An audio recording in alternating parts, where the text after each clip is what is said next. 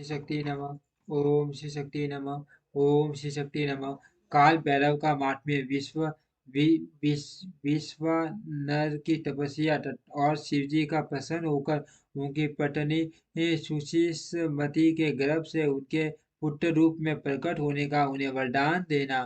तदंतर भगवान शंकर के भैरवा भैर भैरवावतार का वर्णन करके नंदीश्वर ने कहा, माँ मुने परमेश्वर शिव उट्टमोट्टम लीलाएं रचने वाले तथा सत पुरुषों के प्रेमी प्रेमी उन्होंने मार्गशीर्ष मास के कृष्ण पक्ष की अष्टमी को भैरव रूप से अवतार लिया था। इसीलिए जो मनुष्य मार्गशीर्ष मास की कृष्ण कृष्ण अष्टमी को काल भैरव के सन्निकट उपवास करके रात्रि में जागरण करता है, वह समस्त पापों से मुक्त हो जाता है। जो मनुष्य अन्यत्र भी भक्ति पूर्वक जागरण सहित इस व्रत का अनुष्ठान करेगा, वह भी पापों से मुक्त होकर सद्गति को प्राप्त हो जाएगा। प्राणियों के लाखों जन्मों में किए हुए जो पाप हैं, वे सब के सब काल भैरव के दर्शन से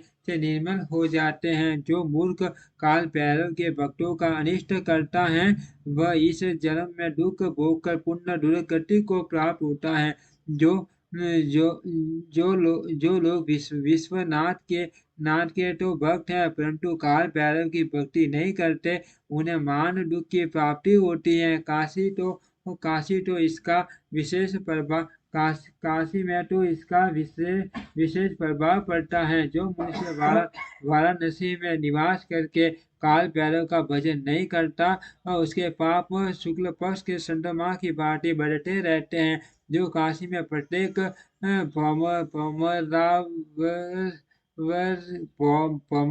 भोमवार की कृष्णाष्टमी के दिन कालराज का भजन पूजन नहीं करता, उसका पुण्य कृष्ण पक्ष के चंद्रमा के समान क्षीण हो जाता है।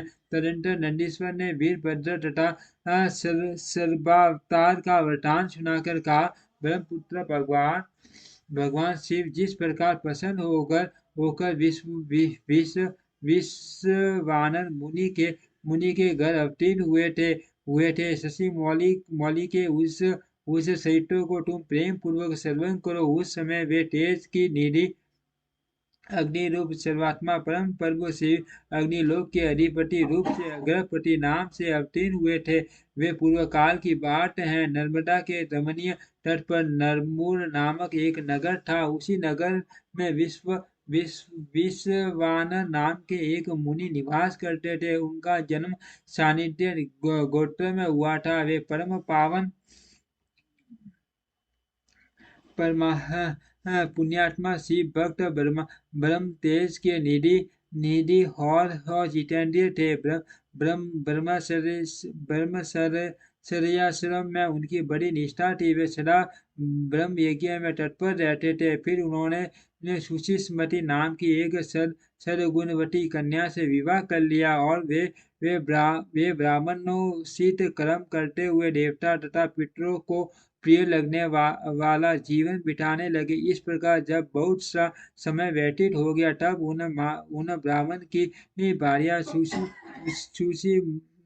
जो उत्तम व्रत का पालन करने वाली थी, अपने पति से बोली, प्राणनाथ स्त्रियों के योग जितने आनंदप्रद भोग हैं, उन सब को मैंने आपकी कृपा से आपके साथ रहकर भोग लिया, परंतु नाथ, मेरे हृदय में एक लालसा चिरकाल से वर्तमान और वह ग्रस्तों के लिए उचित भी है। उसे आप पूर्ण करने की कृपा करें। स्वामी, यदि मैं वर पाने के योग्य हूँ और आप मुझे वर देना चाहते हैं, तो मुझे महेश्वर श्री का पुत्र प्रदान कीजिए। इसके अतिरिक्त मैं दूसरा वर नहीं चाहती। नंदीश्वर जी कहते हैं, मुने पत्नी की बात सुनकर पवित्र व्रतपरायण ब्राह्मण विश्वानर क्षण भर के लिए समाधिस्थ हो गए और हृदय में ये विचार करने लगे ओ मेरी इस सूक्ष्म मांगी पत्नी ने कैसा अत्यंत दुर्लभ वर मांगा है। ये तो मेरे मनोरथ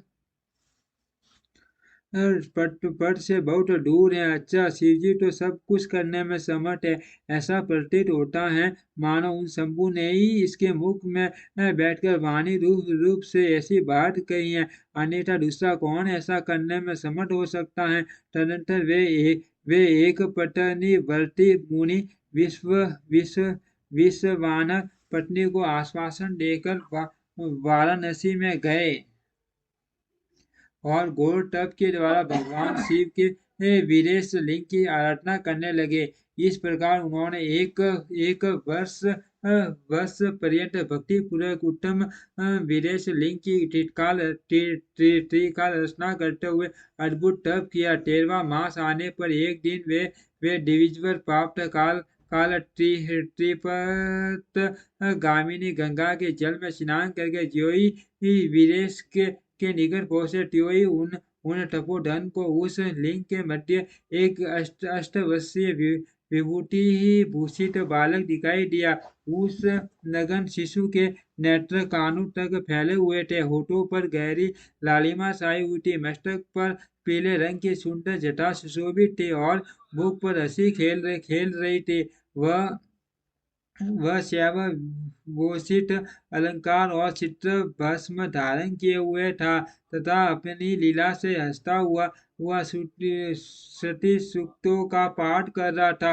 उस बालक को देखकर विश्ववानर मुनि कृतार्थ हो गए और आनंद के कारण उनका शरीर रोमांचित हो उठा तथा बारंबार नमस्कार है यो उनका हृदयोगार फूट पड़ा। फिर वे अभिलाषा पूर्ण करने वाले 8 पदों द्वारा बाल रूपधारी परमानंद स्वरूप शंभु का स्तवन करते हुए बोले। विश्ववानर ने कहा, भगवान आप ही एकमात्र अद्वितीय ब्रह्म है। यह सारा जगत आपका ही स्वरूप है। यहाँ अनेक कुछ भी नहीं है। यह बिल्कुल सत्य है कि एकमात्र रुद्र के अतिरिक्त दूसरे किसी की सत्ता नहीं है। इसीलिए सत्ता नहीं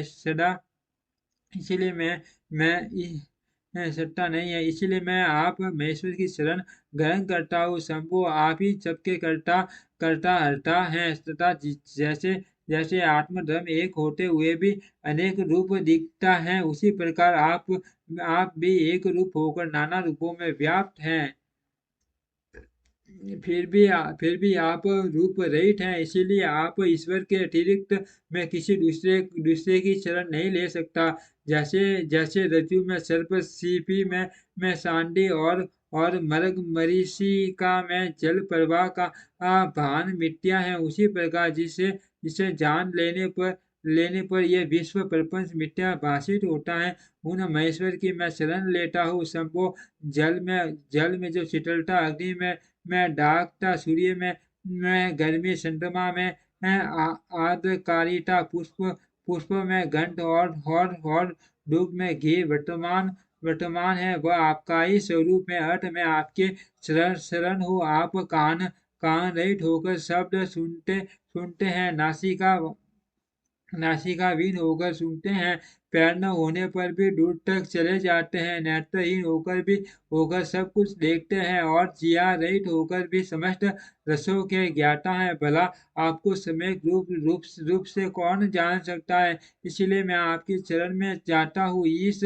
आपको रहस्यों को न तो साक्षात वेद ही जानता है, न विष्णु, न अखिल विश्व के विधाता ब्रह्मा, न योगींद्र और न इंद्र आदि प्रधान देवताओं को ही इसका पता है, परंतु आपका भक्त उसे जान लेता है। अर्थ मैं आपकी शरण ग्रहण करता हूँ। इस न तो आपका कोई गोत्र है, न जन्म, न नाम है, न रूप, न शील है, न देश। ऐसा होने पर भी आप त्रिलोकी के अधीश्वर तथा संपूर्ण कामनाओं को पूर्ण करने वाले हैं, इसलिए मैं आपका भजन करता हूँ। समरारे आप सर्व स्वरूप हैं। यह सारा विश्व प्रपंच आपसे ही प्रकट हुआ है। आप गौरी के प्राणनाथ, दिगंबर और परम शांत हैं, बाल, युवा और वृद्ध रूप में आप ही वर्तमान हैं। ऐसी कौन सी वस्तु है जिसमें आप व्याप्त न हो। अर्थ में आपके शरणों में नतमस्तक हूँ। नंदीश्वर कहते हैं, मुने यो स्तुति करके विश्व वानर हाथ जोड़कर भूमि पर गिरना ही चाहते थे, तब संपूर्ण वर्दों के के भी भट्ट बाल रूपधारी शिव परम हर्षित होकर उन उन भूदेव से बोले बोले बाल रूपी शिव ने कहा, मुनिश्रेष्ठ विश्वानर, तुमने आज मुझे संतुष्ट कर दिया है। मैं बूढ़े, मेरा मन परम प्रसन्न हो गया है। अत हब हब तुम उत्तम वर मांग लो। ये सुनकर मुनिश्रेष्ठ विश्वानर करते करते हो गए और उनका मन हर्षमगन हो गया। तब वे उठकर बाल रूपधारी शंकर जी से बोले, विष वानर ने कहा, प्रभाशाली महेश्वर, आप तो सर्वांत यामी ऐश्वर्य संपन्न सर्व तथा भक्तों को सब कुछ दे डालने वाले हैं। भला आप सर्व की कौन सी बात भला आप सर्वज्ञ से कौन सी बात छिपी है, फिर भी आप मुझे दीनता प्रकट करने वाली याचा के प्रति आकृष्ट होने के लिए क्यों कह रहे हैं। महेशान, ऐसा जानकर आपकी आपकी जैसी इच्छा हो वैसा कीजिए। नंदीश्वर जी कहते हैं मुने पवित्र व्रत में तत्पर विष वानर के उस वचन को सुनकर पावन शिशु रूपधारी मारे हंसकर सुशी विष वानर से बोले, सुशे, तुमने अपने हत्या में अपनी पत्नी सुशी मति के प्रति जो अभिलाषा कर रखी है वह निसंदेह थोड़े ही समय में पूर्ण हो जाएगी। माँ मते, मैं सुशील मति के गर्भ से तुम्हारा पुत्र होकर प्रकट होऊंगा। मेरा नाम गर्भपति होगा। मैं परम पावन तथा समस्त देवताओं के लिए प्रिय होऊंगा। जो मुझसे एक वर्ष तक शिव जी के सन्निकट तुम्हारे द्वारा कथित इस पुण्य में अभिलाषा के स्रोत का तीनों काल पाठ करेगा, उसकी सारी अभिलाषाएं यह पुण्य कर देगा। इस स्रोत का पाठ पुत्र पौत्र धन धन धन का प्रदाता, सरलता, शांति कारक, सारी विपत्तियों का विनाशक, स्वर्ग और मोक्ष रूप संपत्ति का कर्ता तथा समस्त कामनाओं को पूर्ण करने वाला है। निसंदेह ये अकेला ही समस्त स्रोत के समान है। नंदीश्वर जी कहते हैं, मुने इतना कहकर बाल रूपधारी शंभु जो छठ पुरुषों की गति है अंतर ध्यान हो गए। तब विप्लव विष वानर भी प्रसन्न मन से अपने घर को लौट गए। ओम श्री शक्ति नमः। ओम श्री शक्ति नमः। ओम श्री शक्ति नमः। ओम श्री